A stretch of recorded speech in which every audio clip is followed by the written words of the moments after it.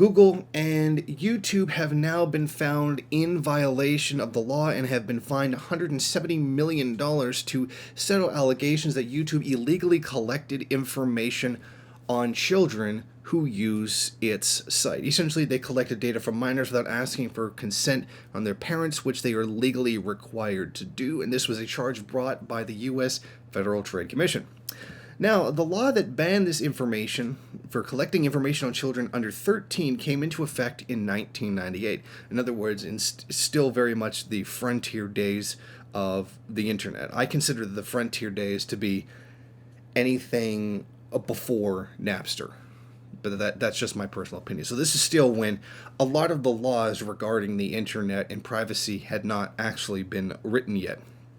Now, it was revised in 2013 to exclude, quote-unquote, cookies from this kind of data collection because it's not specifically geared at children. It's something that anyone who uses that computer is going to come across and does not specifically target children. So that's excluded. But the thing is that YouTube does have a children's feature where they can only see family-friendly things. But that information was collected and then given targeted ads to those children to try to sell them things. Well, put the idea of that ownership in the children's minds, who then go on to annoy the hell out of their parents until they buy it for them. But you get what I'm trying to say here, what it is that they were actually saying. The problem here is the targeted advertisements towards children. YouTube touted its popularity with children to prospective corporate clients, yet when it came to complying with the federal law banning collecting data on children, the company refused to acknowledge the portions of its platform that were clearly directed to kids. Obviously, there's no real surprise here that Google, or any company for that matter, any capitalist enterprise, would deliberately circumvent any kind of moral notions on anything and then turn around and use that in an unethical manner against children. See, the advertisement works. That's why it's a multi-billion-dollar industry. Because no matter how much you say advertising doesn't affect you, it does.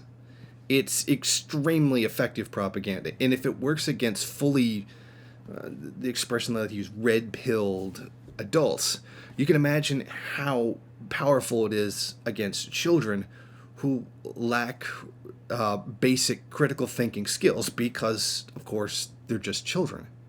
And it is horribly unethical to target children for advertisers, which is why many European countries, when they have children's television stations, they don't have any advertisements on them whatsoever because of the negative effects that this capitalist culture, particularly with regards to consumerism, have on children.